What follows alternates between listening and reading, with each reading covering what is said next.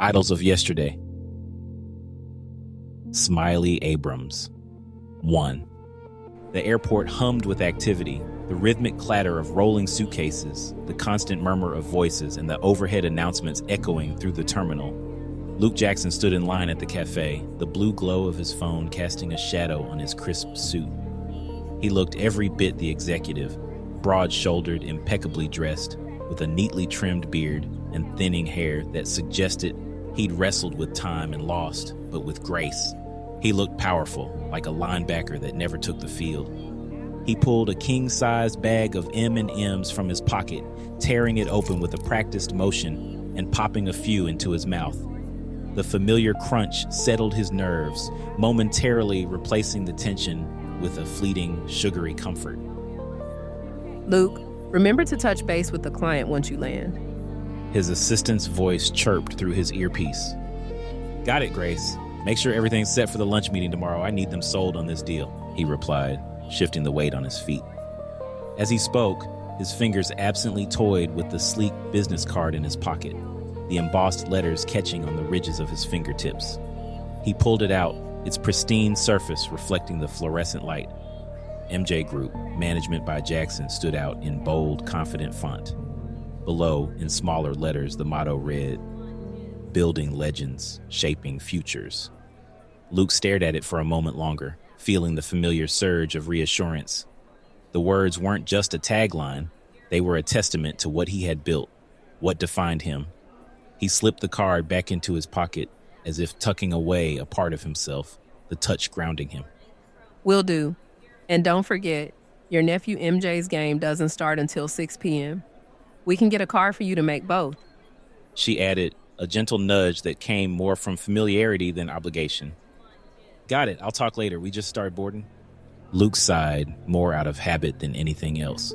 The noise of an incoming email notification pulled his attention. Join us for your 20th high school reunion, read the subject line. His chest tightened, and not from stress this time. A wave of nostalgia, laced with unease, washed over him. Memories of late-night talks, laughter echoing in dimly lit hallways, and the first time he saw Mari flashed in his mind. Unconsciously, his thumb brushed over the ring on his finger, a wedding band he still wore but on his right hand despite the years of separation. Before he could process it, his phone buzzed again, this time an incoming call. Luke, are you at the airport yet? Sean's voice greeted him, bright and insistent, carrying the warmth of a sibling who knew how to press just the right buttons. Yeah, we're boarding finally, Luke said, tossing a few more M&Ms into his mouth. Good, because while you're here, MJ's bowl game is this weekend, and we'd love for you to come. He's been talking about it nonstop, and you know how my kids idolize him. He's just like Dad, she said, voice softening. Luke paused, a bittersweet ache settling in. He played a different position. He replied, half smiling. Details. Sean teased. Victoria's excited too. She's been all caught up in that protest at school. You know how she's just like Mom? There was a pause, filled with unsaid words.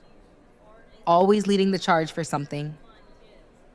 A ping from his phone signaled a text message. It was MJ.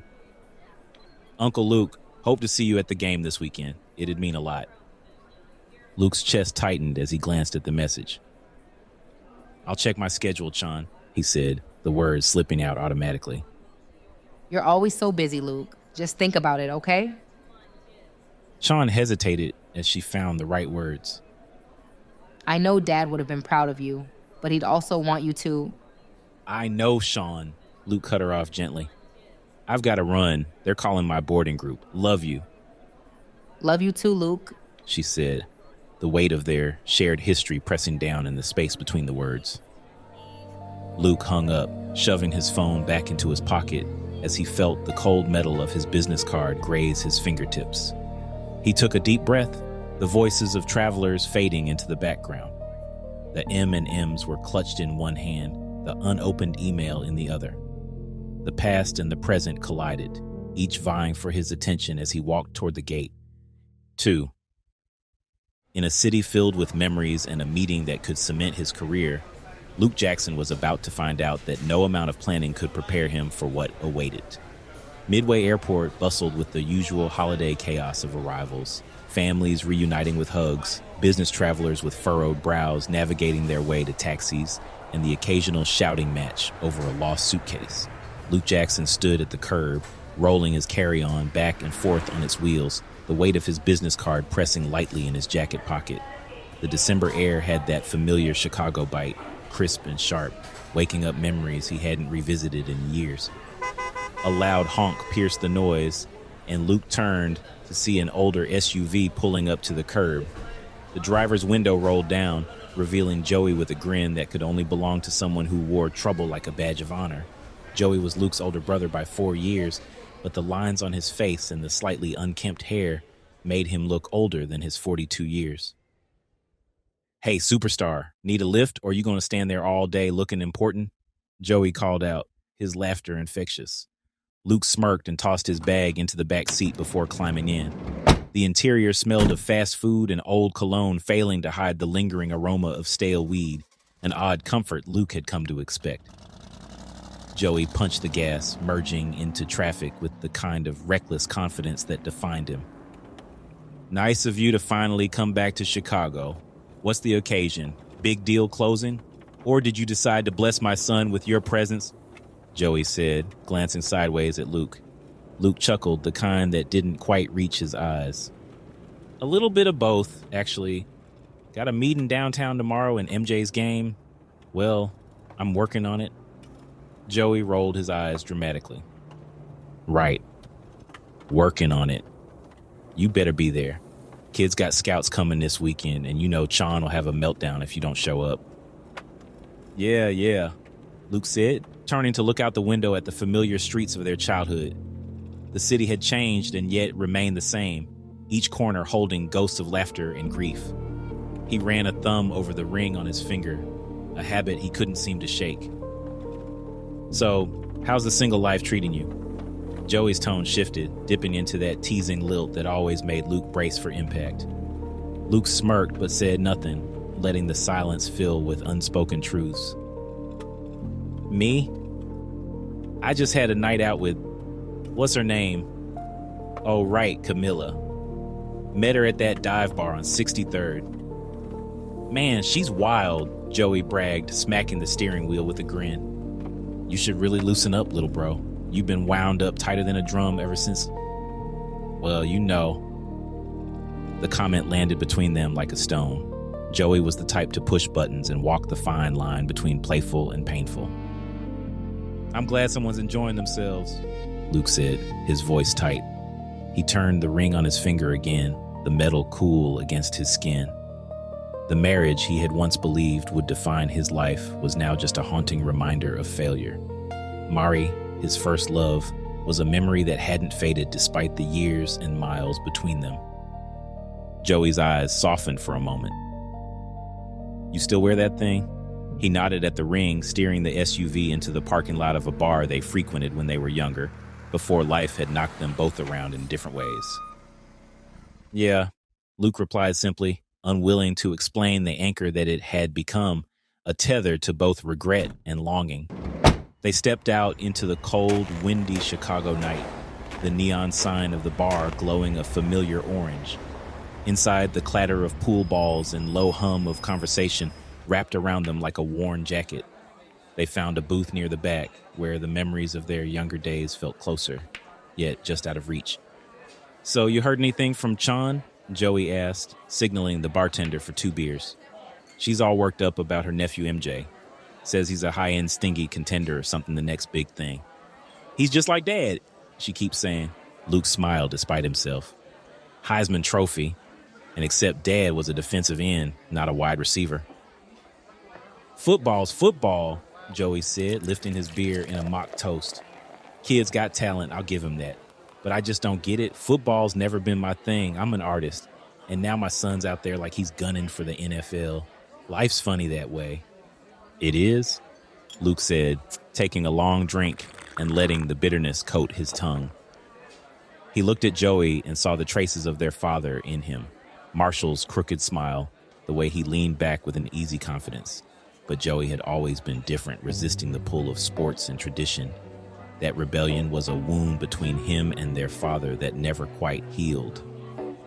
You ever think about, Joey asked suddenly, eyes clouding as they rarely did, about Mom and Dad and how they ended up together? Luke's hand went to the business card in his pocket before sliding back to the wedding ring. Yeah, all the time, he said, the weight of their shared losses pressing down. Their father, Marshall, had been larger than life, a coach who taught more than plays. He instilled lessons of resilience and heart, but it had all come crashing down in 2003 when a drunk driver ended his life in an instant. Their mother, Nicole Cola, had tried to hold the family together, but her heart had given out a couple of years later, just after Luke's wedding. Stress and grief, Luke had always thought. He'd convinced himself that the echoes of their love, their strength, were what he needed to keep moving forward, even when it meant clinging to the past. Joey took a sip of his beer, leaning back with a sigh. You know, life's too short to be carrying all this, man. We're here, we're breathing, and yet you're still lost somewhere between work and whatever ghost you're chasing. Luke swallowed, the words settling into the cracks he worked so hard to cover. The neon glow from the sign outside flickered, casting their shadows long and distorted across the floor. He forced a smile, the mask he wore more for himself than anyone else. Yeah, Joey, maybe you're right, he said, though he wasn't sure he believed it. The conversation shifted back to lighter topics, but the echoes of the past stayed between them, like a third drink left untouched. The moon hung low over the Chicago skyline, casting a cold glow on snow-caked sidewalks and shadowed buildings. The Jackson family home sat at the end of a quiet street, its once vibrant exterior now dulled by years of neglect. Paint peeled from the edges of the window frames, and the porch light flickered as if fighting against the darkness. Luke stepped out of Joey's SUV, the weight of memories pressing against his chest. This was the house that had been both a fortress and a prison, a place where laughter once rang out, like music and silence could feel suffocating. Joey strolled up the steps, keys jingling as he unlocked the door. Home sweet home, he said with a half smile, pushing it open. The faint scent of old wood and mustiness greeted them, mingled with a hint of something sharper. Neglect? Luke glanced around the entryway, his eyes tracing the familiar outlines of picture frames that lined the walls. Photos of their parents, young and radiant, beamed back at him. There was a shot of Marshall with his arm around Nicole, both laughing as if sharing a secret. Their father's eyes seemed to follow him, full of life and lessons that lingered in the shadows. Sorry about the mess, Joey said, shrugging as he kicked a pair of sneakers to the side. Haven't really kept up with everything. Between teaching and MJ's games, it's hard. It's fine, Luke replied, though the sight made him ache. I did book hotel downtown so I can be closer to my meeting. Dust clung to the banister and the rug beneath his feet was frayed at the edges. Joey had always been the dreamer, the artist who painted outside the lines. House maintenance was just another thing he approached with a laissez-faire attitude. Oh, come on, dude. You ain't too bougie to sleep on the couch? Joey responded as they walked into the living room where the worn couch covered with small burns like polka dots sagged under its own weight. Yep, Luke said as he glanced down at the old pizza boxes and soda cans that peppered the floor surrounding the couch. A small TV sat in the corner, a stack of old magazines beside it, and a small metal plate rested in the center of the coffee table with bits of leftover cigar paper, tobacco shavings, and weed. The mantel above the fireplace held a few cherished keepsakes, their mother's favorite porcelain cat figurine, a dusty trophy from one of Marshall's coaching awards, and MJ's framed picture, his face lit with the intensity of the game. MJ's got talent, no doubt about that, Luke said, nodding toward the picture. Yeah, Joey replied, settling into the armchair, taking out his dispensary bud with a sigh. Still don't get the hype about football, but he's got it in his blood, I guess. I support him, even if it means pretending to care about touch runs or whatever they call it. Luke chuckled, the sound hollow in the room that had once echoed with their father's booming laughter. "Dad would have been so proud of your son," he said, his voice softer. Joey looked down, licking the cigar paper as he rolled up the blunt. "Yeah, he would have. It's funny, you know. I ended up a high school teacher and art guy. No sports glory like him or MJ. Life took its turns, didn't it?" Luke nodded, feeling the unspoken words settle between them. They both bore the legacy of Marshall Jackson differently, Joey with a quiet defiance and Luke with an obsession to live up to it. The silence hung heavy until Luke pushed himself to his feet. "Hey, do you know where those old tapes are?" he said, breaking the moment. "I'm looking for my high school graduation videotape. I got this invitation for my 20th reunion." "You gonna go?" Joey asked expectantly as he took a puff of the freshly rolled blunt. "I doubt it. Just feeling a little nostalgic, but she might be there with her wife." Luke's voice dropped as he spoke of the painful reality. "Oh yeah. Well, you can check the attic," Joey said, pointing up the staircase. "Everything's gotta be there. And if you feeling festive, you can pull down the Christmas tree. You think you're gonna stay for Birthmas?" I'll think about it," Luke responded, brushing off the invitation as he made his way up to the attic, each creak of the floorboards echoing in the hollow house. Every step up the staircase carried Luke's hope of finding something from his past that could fix the pain in his present. 3. The attic was a museum of the past. Old VHS tapes stacked precariously, the box of Christmas decorations, yellowed newspapers with sports headlines that screamed his father's name, and a dusty record player that hadn't been used in years. His eyes scanned over the VHS tapes titles, but immediately landed on a book bag of audio cassette tapes that sat on the floor next to an old stereo, its plastic lid cracked, but still intact. He knelt down, fingers brushing over the cassette tapes labeled in his dad's, Marshall's, familiar handwriting. Championship 77, Victim or Victor, Graduation Speech 2000. His breath caught when he found a small, worn-out Walkman inside the book bag and a package of unopened AA batteries. "I wonder if this still works," Luke whispered as he ripped open the batteries and stuffed them into the old Walkman. His hands shuffled through the cassettes until he landed on a tape marked Luke's 5th Birthmas and slid it into the Walkman. He took a deep breath as he adjusted the worn, over-the-ear headphones that still carried the faint scent of plastic and aluminum. His thumb hovered over the play button, wavering as if pressing it would unearth something sacred, something that might break the fragile barrier he'd built over the years. The attic, filled with decades of dusty boxes and forgotten mementos, seemed to hold its breath with him.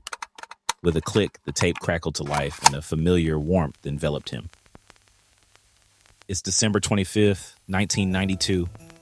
Marshall's voice boomed through the headphones, rich and full of joy. "Merry birth."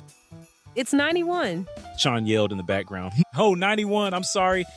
Merry Birthmas to my son, Luke Jackson, 5 years old." A wave of sensation hit Luke. He was familiar with this tape, but haven't heard it in years. He felt like he was experiencing it for the first time all over again. The corners of his mouth lifted as the room around him seemed to blur, the dim attic light shifting to the warm glow of twinkling Christmas lights. The stale, musty air of the attic began to dissolve, replaced by the unmistakable scent of freshly baked lemon cake mingled with the woodsy, smoky aroma from the fireplace. He blinked and felt the heat from the fire on his skin, the gentle prickle as if it were real. "Ooh, Daddy, that cake looks rough." Sean's young voice rang out, bright with mischief. Luke felt a laugh bubble up as he remembered himself. A small boy with an unkept afro grinning with cake-smeared cheeks, wide-eyed and innocent. "It's a birthday cake, not a masterpiece, Sean," Marshall's voice teased back. "Besides, you know your mom made it. I just did the taste testing." "Mars." Nicole's voice chimed in, playful and feigning indignation. "Next time you're baking it." "I will, Cola, and it'll be so perfect. They'll put it in the museum." Marshall's deep laughter filled the room, contagious and full of life. "No one puts cakes in museums, Dad. Just eat it before Luke does. Remember what happened last time?" Joey's voice interrupted, older than Luke's but full of teasing warmth. Luke's heart clenched at the sound of his brother, carefree and light. He could almost see Joey pushing through to the table, ruffling Luke's hair and making the younger siblings giggle. "Wait, what happened?" Marshall asked. Luke ate the candles. Sean chuckled. "Joey, don't even think about taking the first slice." Luke's younger voice piped up defiantly, and everyone laughed, the sound rippling through the room like a chorus of joy. Daddy, why do you always have that tape recorder? Sean asked, her curiosity clear. "Because, sweetheart," Marshall said, a smile in his voice, "this tape recorder is special. Your mom would record my games in high school and interview me after the game like we were famous. She got this for me when we first got married, and I've been using it ever since. It captures the sound, the life. That's what really matters, right?" Yeah, Daddy, but I bet a video would show how funny your face is. Sean quipped, and Nicole's laugh rang out again, bright and full of love. "Hilarious," Marshall responded sarcastically. "Sweetheart, sometimes our eyes can deceive us. There is something powerful about sound. It's music. It captures emotions. It seals time." Luke's vision blurred with tears. He reached out instinctively, as if he could touch the memories, hold them in place a moment longer. The heat of the fireplace, the sound of his siblings' feet thumping on the wooden floor, and the warmth of family filled every part of him. He felt Joey's playful shove as if it were happening in real time, his older brother's grin stretching from ear to ear. Suddenly, Luke felt a jolt, as if something shifted in the fabric of reality. He blinked, and for a heartbeat, he saw the living room with startling clarity. The tree, the cake, the small pile of gifts, and the faces of his family lit by the fire. His heart leapt as he stood there, the moment so tangible he could almost hear Joey teasing him about being too slow to grab his slice. And then, as quickly as it came, it was gone. The attic around him snapped back into focus, the dim, dusty air pressing down on him like a weight. The warmth of the scene lingered in his chest, fighting against the chill of the present. As Luke's tears landed on the Walkman in his hand, there was a jolt that immediately stopped the tape. The silence that followed felt heavy, broken only by the echo of memories that hadn't truly faded and the immediate sound of thunder clapping as the lights flickered in the attic. Luke looked down and tried to press play again on the Walkman to no avail. "Did I break it?" Luke thought to himself. 4. Luke's eyes drifted to the forgotten, cobweb-draped boxes and an X-Men action figure Danger Room set that had been Joey's. The nostalgia cut deeper now, reminding him that moments like the one he'd just experienced were what he longed for most, reminding him of the perfect family that he would never be able to create for himself. Luke sat cross-legged in the dim, dusty attic, his heart still pounding as the echoes of the past settled around him. The beam of a single light bulb swung slightly, casting shifting shadows over the scattered boxes and forgotten trinkets that surrounded him. He glanced down at the old Walkman in his hand, its metallic surface smudged with his fingerprints. A pang of worry shot through him. Did I break it? He twisted the tape deck open and peered inside, the orange and black cassette sitting snugly, almost smugly, as if daring him to press play again. He sighed, the breath catching in his throat, and felt his fingers absently touch the wedding ring he still wore. It had become more than a symbol. It was an anchor, a shackle of regret and what-ifs that he couldn't quite remove.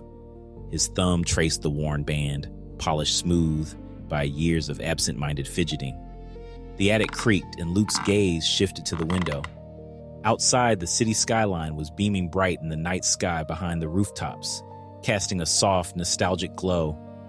Memories surged up, laughter, arguments, whispered dreams shared late into the night. What could have been, he thought, the words bitter on his tongue. The weight of his failed marriage pressed down on him, heavy and familiar. He felt the urge, sharp and insistent, and reached for the king-size bag of M&Ms that had been within arm's reach since he climbed into the attic. The candy rattled as he tore open the crinkling plastic, a ritual of comfort he knew all too well. He popped a few into his mouth, the sugar melting on his tongue, momentarily numbing the ache in his chest. But the relief was fleeting. a thin veil over a deeper wound. Luke's eyes traveled over the bag of tapes. Aged labels written in his father's bold handwriting stared back at him. Titles, dates, moments captured and preserved. He felt an inexplicable pull as his gaze landed on one marked anniversary song. His breath caught. The tape had been recorded during his parents' 20th wedding anniversary celebration. He could still see it vividly. Marshall, his father, sitting at the piano, voice full of love and warmth as he dedicated the song to Cola, Luke's mother. He remembered that his dad would sneak all the kids out the house to pretend to go to a movie every night just so he could practice the song. This song was the pinnacle of love. It was perfection. A mix of curiosity and longing tightened his chest as he carefully slid the cassette into the Walkman, closing the deck with a soft click. His hand hovered over the play button, hoping it wasn't broken. He hesitated for a moment, doubt and anticipation warring in his mind. Then, with a determined push, he pressed play. The tape crackled to life, the sound of fingers brushing against the recorder as Marshall adjusted it, followed by a few muffled taps. Is this thing on? Oh yeah, perfect, he muttered to himself. His deep voice, warm with excitement, filled the headphones. Luke's eyes stung as the sound enveloped him. The soft creak of a chair echoed as Marshall settled down, and the faint noise of family and friends chatting in the background drifted into the recording. Marshall leaned closer to the recorder and whispered, "I love you, Cola." The sincerity in his voice was palpable, like a secret meant just for her. A few tentative notes rang out as he pressed the keys of an old piano. The instrument groaned slightly, its age apparent, but it was tuned just enough for this special night. "My cherry Cola," Marshall's voice resonated through the tape. "You may have wondered why me and the kids were going to the movies every night." Surprise. It wasn't the movies, they were my cover. I've been learning how to play the piano. A laugh burst from Cola, audible and bright. Mars, babe, oh my goodness. The sound of clapping and murmured admiration rippled through the room. "When we first met, I immediately knew you were the one for me. From the first day of high school, those walks around campus, the late night phone calls, I always wanted to sing to you. So I wrote you this song." Marshall said, his voice wavering for a moment as emotion caught up to him. We helped. Sean, Joey, and Luke shouted in unison, their young voices full of pride. Marshall chuckled, a sound deep and genuine, before starting the song. His baritone voice shifted unexpectedly into a smooth falsetto, catching everyone by surprise. "You are beauty. Your face has always amazed me. Classy beauty, sweet, unique, forever stamped in my memory." As he sang, a gentle beat began, created by the kids, tapping on wooden blocks and homemade shakers, keeping the rhythm playful yet steady. The room fell silent, wrapped in the magic of the moment.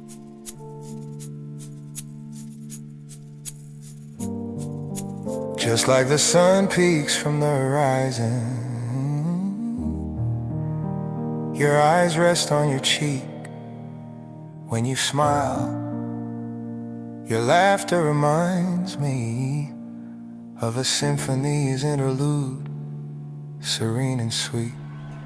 A low hum from the guests could be heard, soft murmurs of admiration filling the space. The faint clinking of glasses and Cola's soft sigh punctuated the song.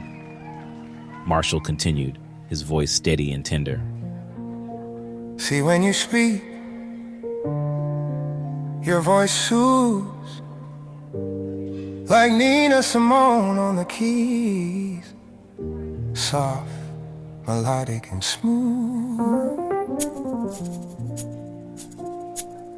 He glanced at Cola, who had a hand over her mouth, eyes glistening with tears that shimmered in the warm light. The kids, sensing the emotion in the room, slowed their percussion slightly, adding a softer touch to the song's flow. "I remember that moment I held you in my arms. I wanted to take every tear. I promised you no harm. The piano shifted to a deeper, more soulful sound as Marshall's voice followed, bringing the room into a heartfelt stillness. Cola's soft sniffle was picked up by the tape, the emotion clear.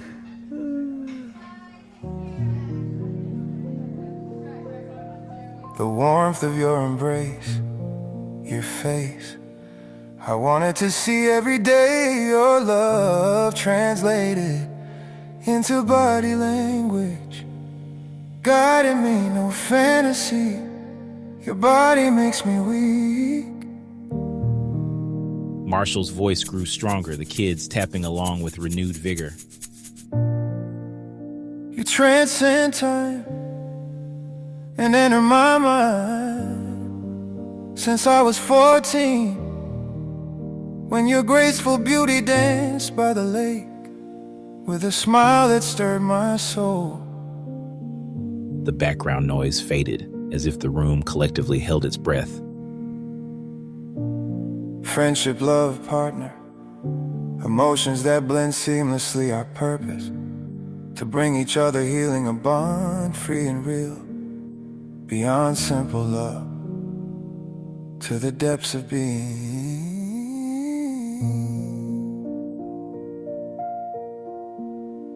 Marshall's voice deepened, returning to his familiar resonant tone. My sweet cherry cola, I'm more than smitten. Whatever you need, it's already written. I'm committed to stand by you and always listen. A pause followed as the last note from the piano hung in the air. The silence was charged, a silent moment of awe, broken by an eruption of cheers, claps, and sniffles from the guests. Cola's voice, soft and cracking with emotion, called out, Marshall Jackson, you are making me cry in front of all these people. Marshall chuckled, his laughter mingling with the sounds of the room. That's the point. I love you, Nicole Jackson. The sound of the applause faded into the quiet of the present as Luke sat in the attic, heart thumping as if he'd been there, feeling the love his parents shared seep through the years, reminding him of the beauty and ideal of marriage. 5. The tape's gentle crackle was the last sound Luke heard before the attic around him dissolved like mist at sunrise. He blinked once, twice, as the familiar hum of Marshall's voice faded, replaced by a symphony of life. A sudden burst of warm light kissed his face, and he squinted against the sun hanging high in a vivid blue sky. The air was fragrant with fresh flowers and the faint, mouth-watering scent of catered dishes, herbs, slow-cooked meats, and the sweetness of frosted cake. The sound of music drifted softly from a string quartet under a white pavilion. Luke's heart stuttered as he took in his surroundings. The wide, manicured lawn of the venue, guests milling around in elegant attire, laughter bubbling over the gentle rustle of conversation. He could feel the rough fabric of his tailored suit, the faint trickle of sweat tracing down the back of his neck as the sun bore down. The Walkman felt oddly heavy in his hand, the old plastic grounding him in this surreal moment. The bag of tapes, a tether to whatever magic had brought him here, hung at his side like a secret. A voice called out, snapping Luke's attention to the left. Luke, when is the dancing going to start? The voice belonged to Vonnie, his best friend, short and wiry with a mop of neatly styled braids. Vonnie's eyes crinkled at the corners with a mischief that seemed to radiate from his entire being. His suit, impeccably tailored, hinted at his slightly nerdy, understated charm that always set him apart. He was the friend who could make anyone laugh, the one who'd show up at your door with an impromptu comic book marathon or a late-night pep talk. Luke blinked, momentarily caught off guard. He began, confusion flickering across his face. This is my wedding day, he thought, the strange sensation of familiarity and deja vu mingling as he absorbed the moment. Leave my brother alone, Vaughn? Sean's voice cut in, light and teasing. She wore an elegant dress that hugged her figure, moving gracefully as she sidled up to them and gave Vonnie a playful nudge on the shoulder. Vonnie's grin widened and he nudged her back, the two of them locked in a silent conversation of laughter and stolen glances. Sean's laugh rang out, clear and melodic, a sound that pulled Luke's chest tight.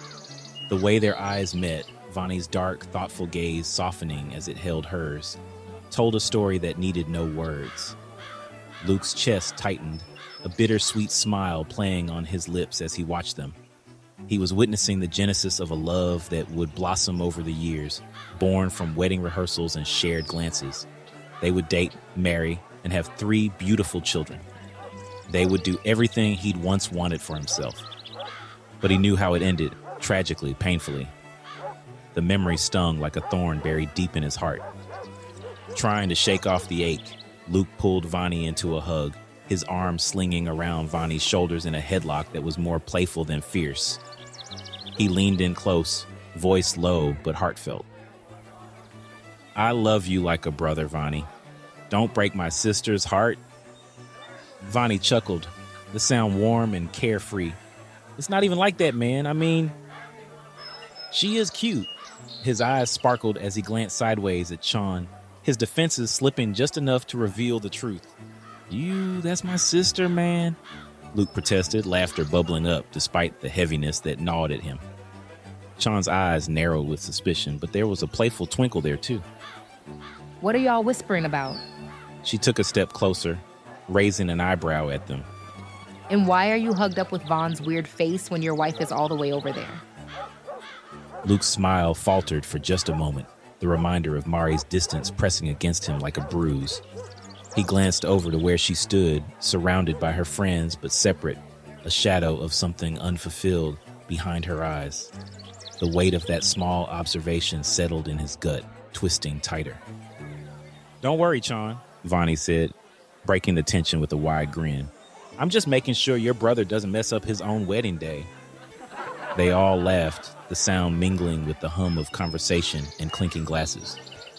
For a brief moment, the air felt light again, and Luke let himself believe that maybe, just maybe, he could hold on to this moment a little longer. His gaze shifted, and there was his mother, Cola, chatting with a few older cousins and aunties, stealing glances at him with eyes full of love and pride. She was laughing with family, a bright scarf tied around her hair that caught the sunlight in flashes of red and gold. Luke's throat tightened.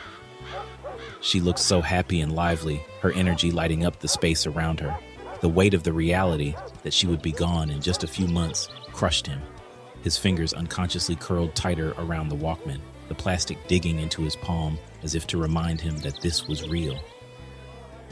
Luke's eyes landed on Mari, standing off to the side. She was breathtaking, chestnut brown skin glowing as if kissed by the sun, smooth and flawless.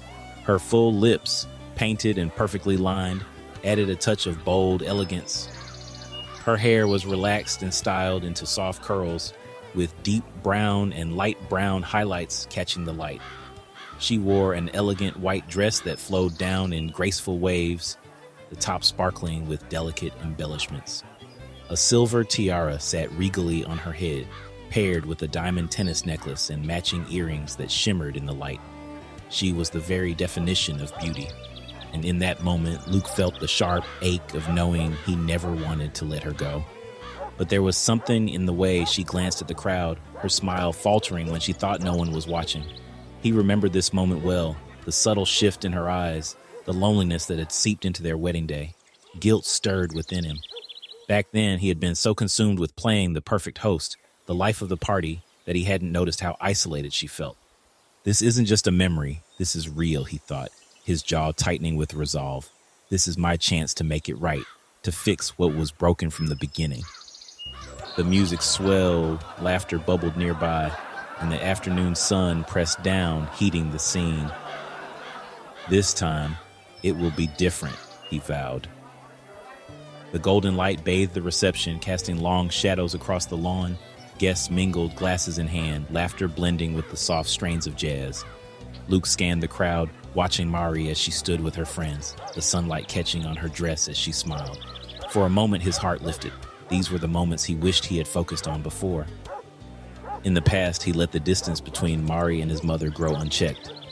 When his mom passed away just months after the wedding, he spiraled into depression, feeling abandoned by Mari. But now he could see how much of that rift had been his doing, pushing her away and holding on to resentment. Standing here again at the heart of his wedding day, he felt the weight of this second chance. He could change it, help them find common ground, create the connection that had always eluded them. They both loved him. This was his moment to bridge the gap. He just needed to get them talking. Determined, he walked over and took her hand. "Come with me," he said, his voice gentle but insistent. Marie's smile dimmed slightly, her eyes searching his. Luke, what is it? "I want you to come say hi to my mom and the family. You're part of this now," he said, casting a glance toward the gathering of aunts and older cousins surrounding Kola. Mari's smile faltered. Luke, they're in the middle of their stories. I don't want to interrupt. She glanced at Kola, who was laughing, eyes bright as she recounted an old tale of Marshall's antics during their high school days. "You're not interrupting," Luke said, pulling her gently but firmly toward the group. "I need you to be there with me." Kola's eyes lifted, catching sight of them approaching. Her expression flickered, warm and welcoming for a split second before a guarded look settled over her features. Luke, come here, baby. Your aunties were just talking about your dad's championship game. That time when he made all those sacks. Her smile was bright, but it didn't quite reach her eyes as she glanced at Mari. Luke's heart sank at the familiar tension. "Mom, Mari should hear it too," he said, the edge of pleading in his voice. He remembered how distant the two women had always been, how he'd felt caught between them. Maybe if they could connect now, everything would be different. Kola's smile strained. Well, Mari might not be as interested in the old locker room tales, sweetheart, she said, her tone carefully measured. Mari's eyes narrowed, the polite mask slipping. I actually wouldn't mind hearing about the legendary Marshall Jackson, she said, her voice even, but Luke could see the frustration simmering beneath. No need to force it, Mari, Kola said, a hint of sharpness cutting through her words. The aunts exchanged looks, the jovial atmosphere dimming. Mari noticed her jaw tightening slightly. She offered a polite nod. Miss Kola, I'm not forcing anything. It's Mrs. Jackson, dear. Kola corrected with a forced chuckle, eyes shifting back to the circle of women. Luke never was able to speak up for Mari before, and the way his mom talked to her was embarrassing. Luke felt a familiar pang in his chest, but this time, future Luke seethed. I should have spoken up then. I won't make that mistake again. Mom, come on, he said, trying to keep his voice steady, but failing to mask the frustration. It's our wedding day. Let's just... Luke, don't. Mari interrupted, her voice dropping into a tense whisper. I can handle this. Kola's eyes flashed as she looked at Mari, the unspoken conflict sparking like a live wire. I only want what's best for my son. You know that, don't you, Mari? Marrying so young, it's a lot to handle. The words, though wrapped in a soft maternal tone, cut with precision. Mari's smile wavered, then disappeared altogether. I do know that, Mrs. Jackson, but we made this choice together. Maybe it's time we all accepted that? And didn't you and Mr. Jackson marry younger than us? There was a long pause as Kola's eyes welled up in tears. Her face turned into a smirk, filled anger that obviously said, "Try me." She lashed out. We had to. Don't you talk about stuff you have no idea about, sweetheart. And this is how I know it is a lot to handle, dear. You think you know everything, but marriage ain't easy. It's not some fairy tale happily ever after. I never said I thought it was, but I love Luke and we are made for each other. Mari snapped back. Luke saw the passion in Mari and wanted to bottle it up to keep it forever. But his nerves forced him to reach into his pocket and grab a few pieces of M&M's candy to smack on. The candy-coated sugar rush calmed his nerves. Love don't pay the bills. Love don't get you to finish college. I just want my son to finish school instead of chasing after some fantasy you made for him. Kola responded. Wow! Mom, why do you always do that? Luke's voice wavered, trying to stay calm but failing. She's trying, and you just... Luke, you really don't understand. I just want better for you. Better than me or your dad ever had. Cola said, eyes darting nervously around as whispers started among the relatives. Luke, just let it go. Mari said, stepping back. Her voice was tight with anger, cheeks flushed. I'm tired. The only thing I've had to force is this smile when I'm around Mrs. Jackson. It's our wedding day, and I don't have the energy to be fake with someone who is never gonna like me anyway. The sharpness in her tone cut through him. The tension between them crackled like an electric current. Cola's eyes flashed a mix of hurt and frustration. I'm only trying to protect There it is. Mari interrupted, her voice rising just enough to turn a few heads. That's always the problem, isn't it? I'm never good enough for your perfect family. You think I'm gonna hurt your precious son, but you fail to remember I love him. A heavy silence settled over the entire venue, the music fading into the background like an afterthought. The once lively chatter now felt like a ghost of itself. You never saw us, Cola. I mean, Mrs. Jackson. Mari said, her voice dropping to a sharp whisper that sliced through the tension. You only saw what you were afraid of, not who we actually were. We could never live up to the pedestal of you and Marshall, but our story is not. Stop, Luke said abruptly, the words striking through the stillness like a hammer. The familiarity of Mari's words hit him like a wave. He had heard them before, many times in arguments that came after this day. The recognition gnawed at him, an unwanted reminder of their fractured past. He felt the scene unraveling, spiraling into the same reality he'd fought so hard to forget. He realized that there may have been something broken even before this wedding day. The tension fractured further when a sharp voice cut through the reception, shattering the fragile peace. Joey Jackson, do you think you can just ignore my calls? Heads turned and eyes widened as Keisha stormed across the manicured lawn, her slides smacking the ground with each determined step. She was a striking figure, defiant in her floral bonnet and bright tank top, a stark contrast to the formal attire surrounding her. Her pajama pants hugged her figure, bold and unapologetic, a testament to the chaos she carried. Her long, manicured nails, painted with intricate, glittering designs, flashed under the afternoon sun as she pointed an accusing finger at Joey. Keisha had burst into Joey's life like a whirlwind, unexpected and relentless. What started as a fleeting fling after a raucous party had become a permanent reality when she showed up 9 months later with a newborn. That child, MJ, was now a toddler, clutching a small football and watching his parents exchange with wide, curious eyes. He was the embodiment of innocence caught in a fractured family, a boy who longed for unity in a life marked by discord. Joey's carefree grin faltered, replaced by a mix of irritation and embarrassment. He cast a glance at Luke, silently pleading for support before focusing on the simmering storm that was Keisha. Keisha, not now, he muttered. The words strained as whispers began to ripple through the crowd. But Keisha was unbothered by the eyes on her. She stepped forward, voice rising above the gasps and murmurs. Oh, it's happening now? You think you can ignore me and leave your responsibilities hanging? You're behind on child support, Joey, and you're taking a drug test before you see your son again. MJ's eyes darted between his parents, the football slipping from his tiny hands as he processed the confrontation, unaware of the storm his existence had brought into this world.